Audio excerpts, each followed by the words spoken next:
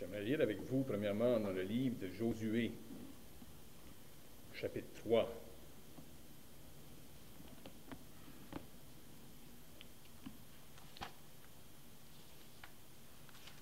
Josué, chapitre 3, nous allons lire au verset 5.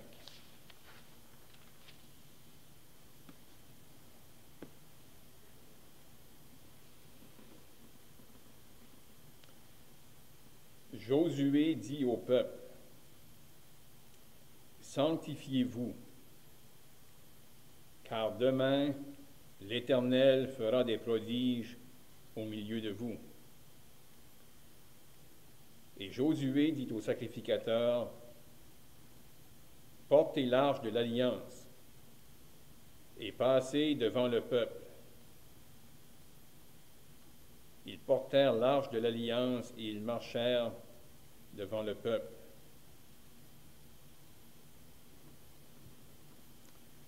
Maintenant, on pourrait aller au chapitre 4 et on pourrait lire au verset 19.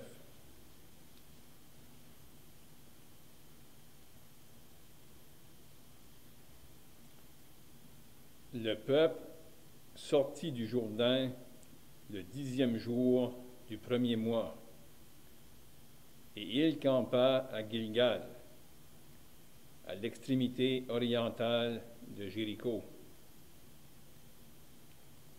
Josué dressa à Gilgal les 12 pierres qu'ils avaient prises du Jourdain. Il dit aux enfants d'Israël, « Lorsque vos enfants demanderont un jour à leur père, « Que signifient ces pierres? » Vous en instruirez vos enfants et vous direz, « Israël a passé ce Jourdain à sec, car l'Éternel, votre Dieu, a mis à sec devant vous les eaux du Jourdain, jusqu'à ce que vous ayez passé, comme l'Éternel, votre Dieu, l'avait fait à la mer Rouge, qu'il mit à sec devant nous jusqu'à ce que nous ayons passé, afin que tous les peuples de la terre sachent que la main de l'Éternel est puissante, et afin que vous ayez toujours la crainte de l'Éternel, votre Dieu. » Maintenant, au chapitre 5 et au verset 2. « En ce temps-là, l'Éternel dit à Josué, « Fais-toi des couteaux de pierre et circoncis encore une fois les enfants d'Israël. »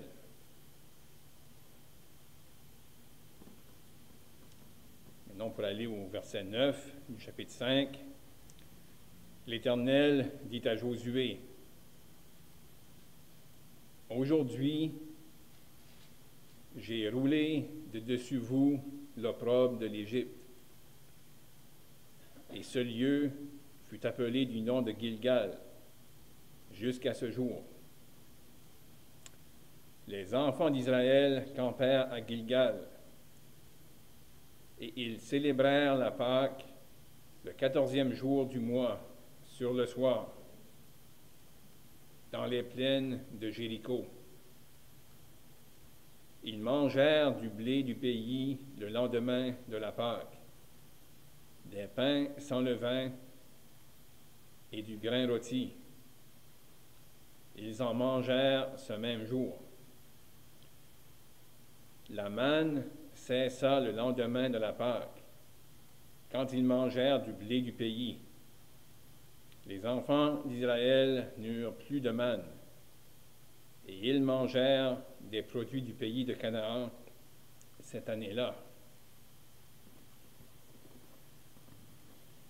Maintenant, on pourrait aller pour une portion dans le Nouveau Testament, dans l'Épître aux Colossiens, au chapitre 2.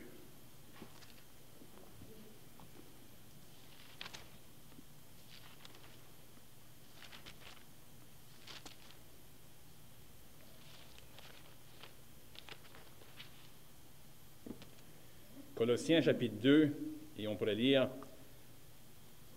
à partir du verset 9.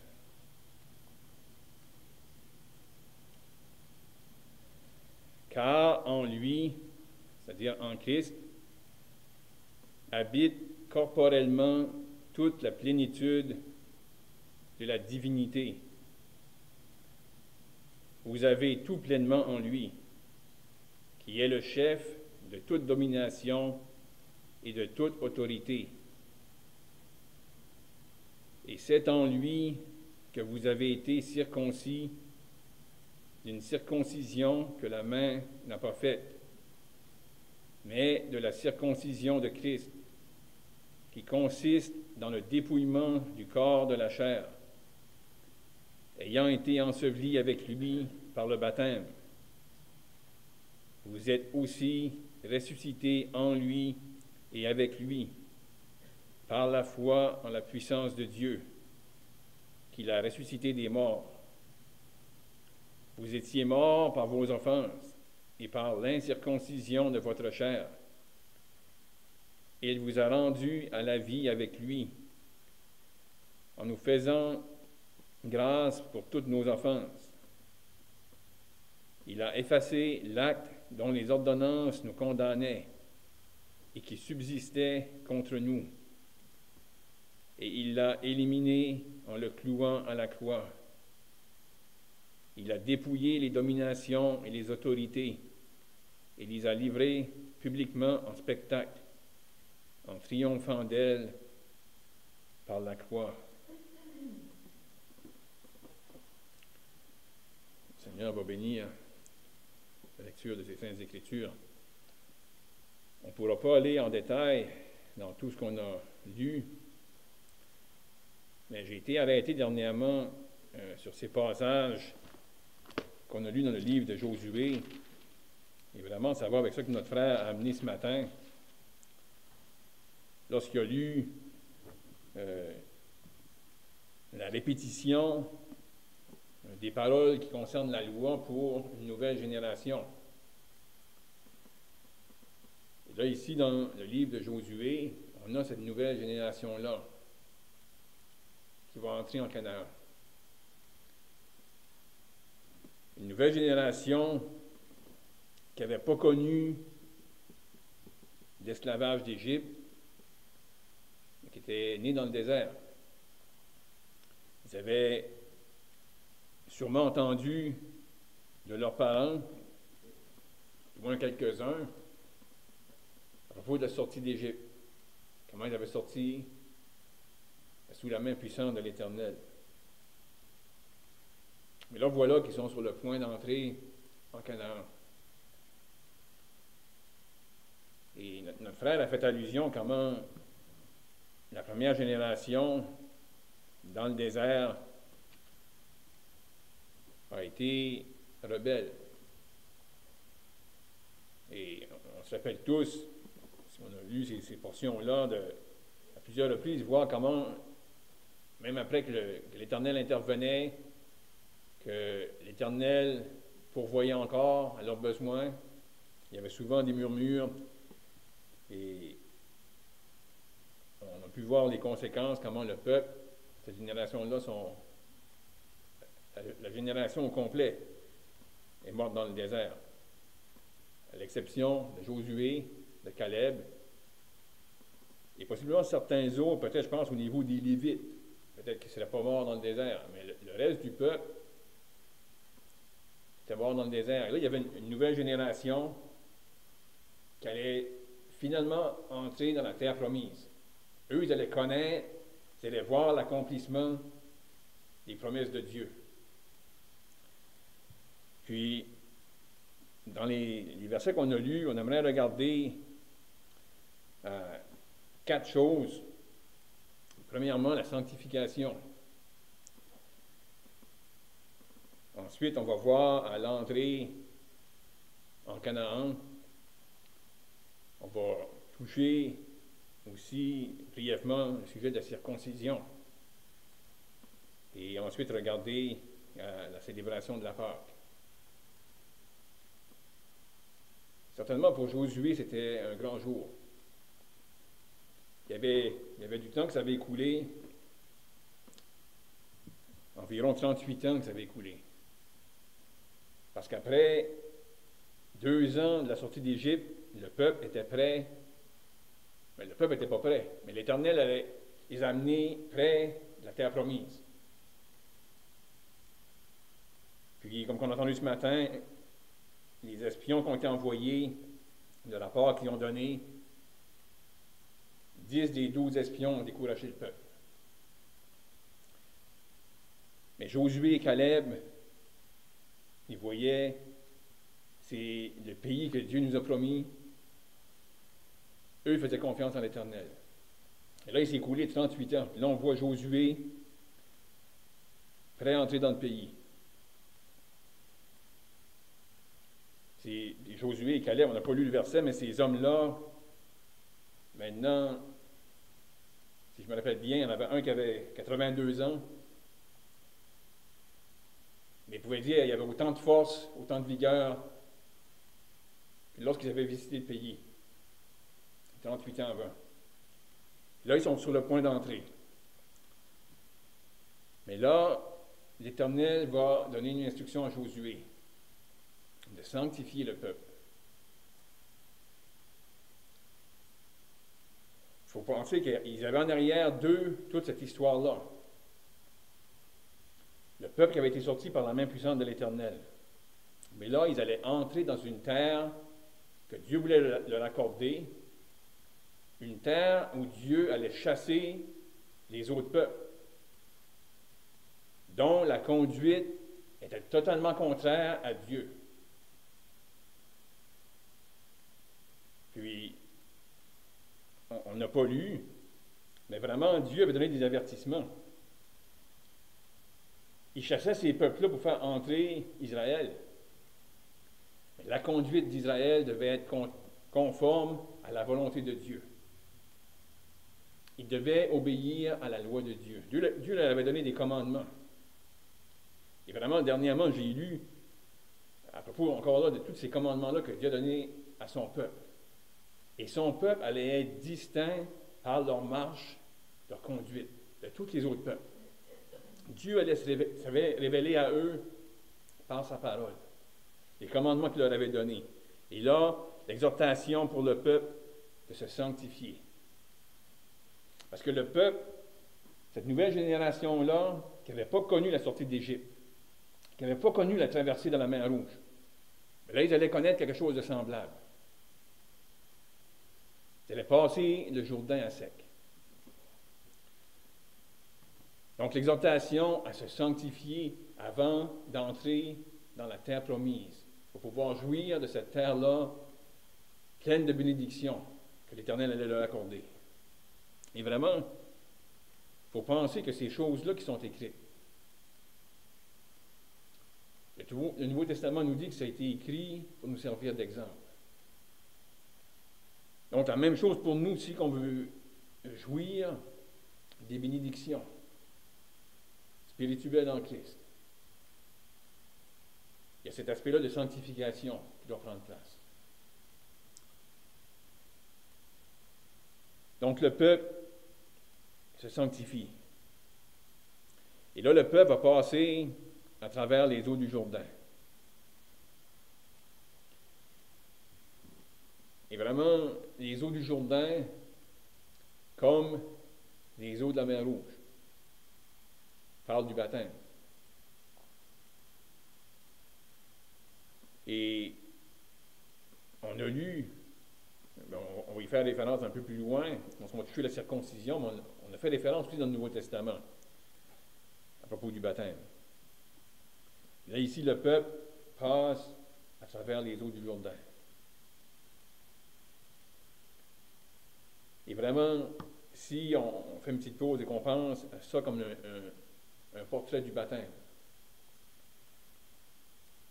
le baptême, c'est quelque chose de symbolique, mais qui parle de vérité qui a pris place. Et ça revient tout le temps à mes pensées, une parole que notre frère Ron Stephenson avait dit une fois qu'il est venu à Tracadie. Et ça parle beaucoup plus que ça, mais il y a une chose qui m'avait resté. Il avait dit, lorsqu'on s'est unis le dimanche matin, c'est qu'est-ce qui est le point central de notre rassemblement. On s'appelle que Christ est mort pour nous. Mais il dit, quand on pense au baptême, c'est « Je suis mort avec Christ ». Ça nous parle de la même chose, ça nous pointe encore à la croix. Ça nous pointe à une vérité qui a pris place. Et quand on est entré, nous, comme jeunes croyants, dans les eaux du baptême, par ce symbole-là, on déclarait quelque chose qui avait pris place. On était mort avec Christ. Et ça, on peut le voir même dans cette illustration ici, lorsqu'il y a eu des pierres des pierres du sol qui ont été mises et qui ont été amenées dans le Jourdain. Mort avec Christ. Il y a eu aussi des pierres qui ont été prises du Jourdain et qui ont été sorties de l'eau et qui ont été amenées à l'extérieur. Mort avec Christ, ressuscité avec Christ. Pour marcher en nouveauté de vie. Et là, ce peuple-là qui s'avait sanctifié, qui passait à travers l'eau du Jourdain, allait entrer dans la terre promise. Et cette nouvelle génération-là allait jouir, allait expérimenter, ils allaient connaître personnellement, ils allaient vivre les promesses que l'Éternel avait données. Et là, ils entrent dans Canaan après avoir passé le Jourdain à sec.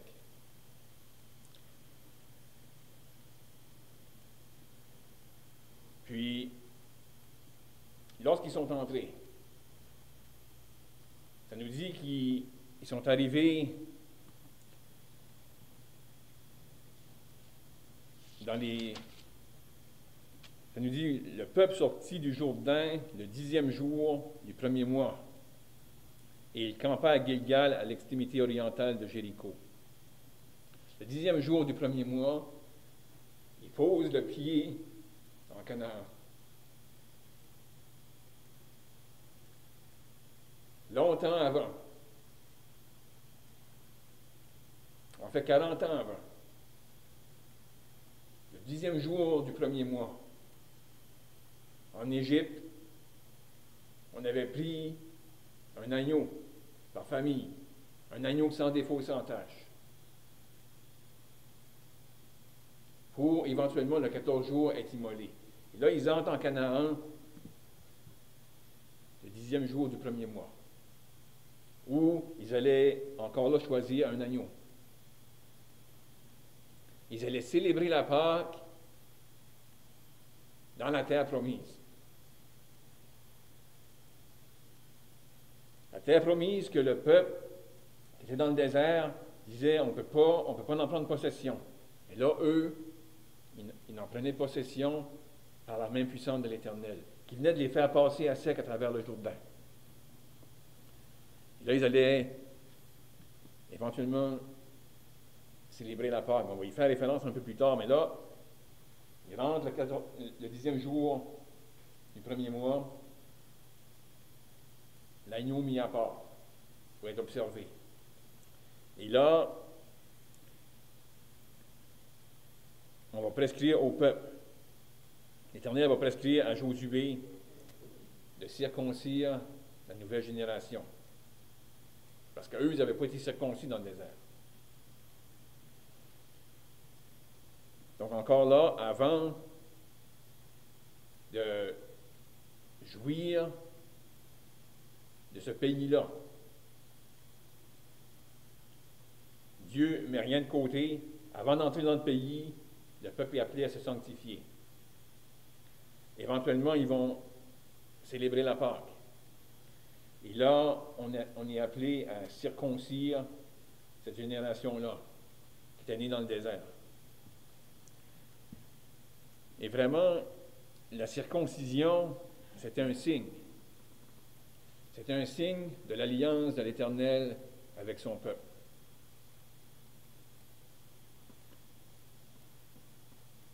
Une ordonnance que Dieu avait donnée à Abraham. Puis vraiment, c'était un signe. comme on vient de dire, un signe de l'alliance de l'Éternel avec son peuple qui avait sorti d'Égypte. Mais vraiment, c'est comme notre frère a fait référence ce matin, lorsque la loi a été ramenée de nouveau, réenseignée à cette nouvelle génération-là. Ce peuple-là qui avait été sorti d'Égypte appartenait à l'Éternel. La circoncision était un signe qu'ils appartenaient à l'Éternel. Donc, s'ils appartenaient à l'Éternel, ils devaient être soumis à l'Éternel, ils devaient obéir à la loi de l'Éternel. Puis on voit comment, à plusieurs reprises, Dieu va parler en ce qui concerne son peuple, puis il va faire référence à ce peuple-là comme un peuple qui avait le cœur incirconcis. Oui, ils avaient la circoncision dans la chair, mais ils étaient incirconcis de cœur. L'Éternel le dit à plusieurs reprises envers son peuple. Puis même Étienne, lorsqu'il a fait un résumé de l'histoire d'Israël, il pouvait dire « homme au cou raide, incirconcis de cœur et d'oreille ». Donc la circoncision était un signe, mais un signe qu'ils appartenaient à l'Éternel. Et il devait avoir des conséquences qui en suivaient. Obéir. Donc là, avant d'entrer dans la terre promise et de prendre possession de la terre promise, cette nouvelle génération-là appelée à se faire circoncire. Un rappel de cette relation-là, cette alliance-là entre l'Éternel et eux. Mais on a lu, nous, dans le Nouveau Testament, comment on a été circoncis d'une circoncision qui n'a pas été faite par la main d'homme. La circoncision de Christ. Il y a quelque chose qui a pris place, vraiment qu'on est entré dans cette bénédiction-là lorsqu'on a été sauvé.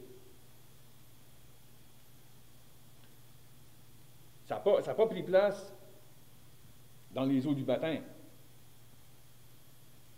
Lorsqu'on est entré dans les eaux du baptême, on a exprimé publiquement qu'est-ce qui avait déjà pris place.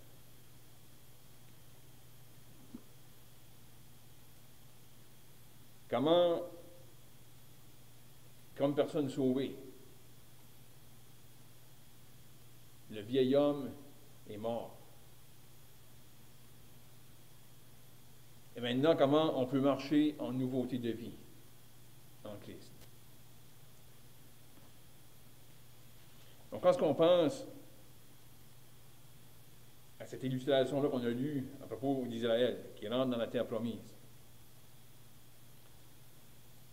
pour eux, pour cette nouvelle génération-là, c'est quelque chose de nouveau. Ils ont expérimenté, ils ont passé le Jourdain, là, ils ont connu la circoncision, là, ils vont manger la Pâque dans la terre promise. Mais pour nous, ça peut être un souvenir, un rappel. Parce que vous savez, si on recule dans notre vie chrétienne, il y a eu, on pourrait dire, un temps précis où on a été racheté, été sauvé.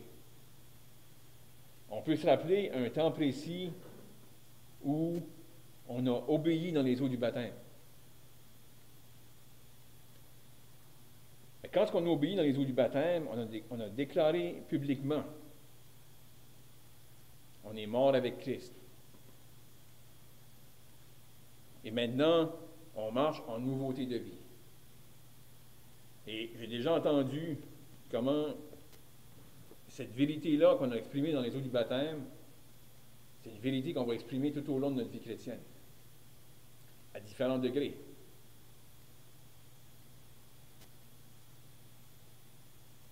Parfois, on chante qu'on est mort au monde. En même temps, le monde peut encore avoir de l'influence sur nous. Comme on l'a même entendu ce matin, comment il y a eu le monde extérieur qui a eu de l'influence sur ces Israélites-là. Mais si par la grâce de Dieu, on peut vivre cette vérité-là de jour en jour, et de plus en plus, vivre en nouveauté de vie, marcher en nouveauté de vie. Puis vraiment, on aurait pu lire le verset aussi dans Colossiens. On a lu dans Colossiens 2, mais ce qu'on aurait lu dans Colossiens 3 au début du chapitre, de chercher les choses d'en haut, où Christ est assis. Et vraiment, c'est en lien avec ce qu'on considère ici, parce que le peuple, ils ont connu la traversée dans le Jourdain, connu la circoncision, et là, ils vont célébrer la Pâque dans la terre promise. Avant même d'aller et de combattre, et de prendre possession du pays. Et vraiment, possiblement qu'à ce moment-là, ceux qui avaient mis le pied en Canaan, même si ce n'était pas encore conquis, par la foi, ils l'entrevoyaient. Parce qu'on va voir aussi que, après qu'ils ont célébré la Pâque, c'est beau de voir comment l'Éternel les a fait entrer dans ce temps-là. Il les fait entrer en Canaan le 10e jour du premier mois. Ils vont célébrer la Pâque. Et là, ça nous dit, la manne cessa le lendemain de la Pâque, quand ils mangèrent du blé du pays. Jusqu'à ce moment-là, à chaque jour, ils se levaient, la manne était là, près d'eux. Ils n'avaient pas besoin de marcher trop loin pour trouver la manne. Mais là, le lendemain de la Pâque, il n'y a plus de manne.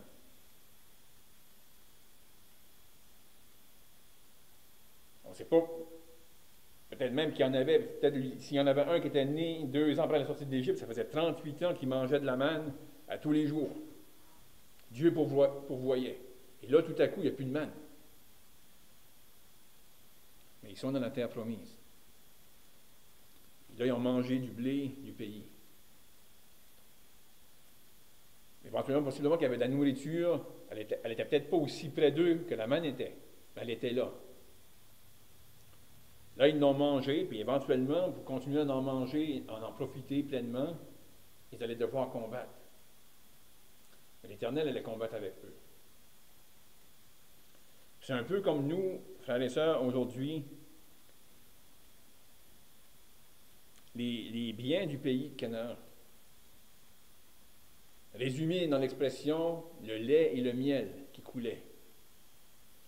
Ça nous parle, pour nous, des bénédictions spirituelles qu'on a en Christ. Des choses qu'on peut apprécier sur la terre, présentement. Mais comme dans cette illustration ici, où le peuple, pour pouvoir en jouir pleinement, devait combattre et chasser les ennemis.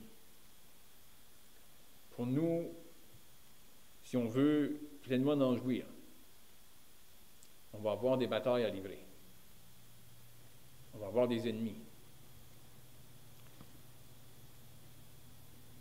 Mais c'est le désir de Dieu qu'on puisse en jouir. Qu'on puisse en jouir pleinement. Et c'est se les approprier par la foi, en combattant. Mais de penser, il faut être conscient que pour pouvoir en jouir, il va y avoir cet aspect-là de sanctification. Pour pouvoir jouir des bénédictions en Christ, il va aussi falloir réaliser et vivre de jour en jour cette vérité-là. On est mort avec Christ. On a quand même toujours quelque chose en nous à laquelle le monde peut influencer. On a la chair. Mais le vieil homme, comme qu'on connaissait avant, lui, il est mort. Et maintenant, on peut marcher en nouveauté de vie. Et c'est en marchant de cette manière-là, et en marchant selon l'Esprit, et en combattant les ennemis qu'on a à combattre, qu'on va pouvoir jouir des bénédictions spirituelles. Donc, on a l'exhortation, là on n'a pas tout lu, parce que là, on va dire c'est un beau passage, parce qu'à ce moment ici, il rentre dans Canaan, et par la foi, il s'élève, il immole encore la Pâque. Il mange du blé du pays. Ça, c'est rien que le début. On sait qu'il va combattre. Ils vont combattre pour un temps. Mais l'idée pour nous est de prendre l'exhortation et de combattre jusqu'au jour où le Seigneur va revenir pour nous prendre. Et que jusqu'à ce moment-là, on va pouvoir jouir de plus en plus des bénédictions qu'on a en Christ, de connaître de plus en plus les richesses de ces bénédictions-là qu'on a en lui. Et Dieu bénisse sa parole. Père Céleste, en terminant, on veut te remercier pour ce temps qu'on a eu ce matin pour, une fois de plus, considérer ta sainte parole. Et Père, on te remercie pour ces leçons-là que tu nous as laissées pour qu'on puisse apprendre. Et Père, on te prie qu'on pourrait persévérer, qu'on pourrait prendre l'exhortation chacun de nous et qu'on pourrait combattre et ainsi pouvoir jouir et apprécier pour chacun de nous ces bénédictions que nous avons dans ton Fils. On te prie ces choses au nom du Seigneur Jésus-Christ. Amen.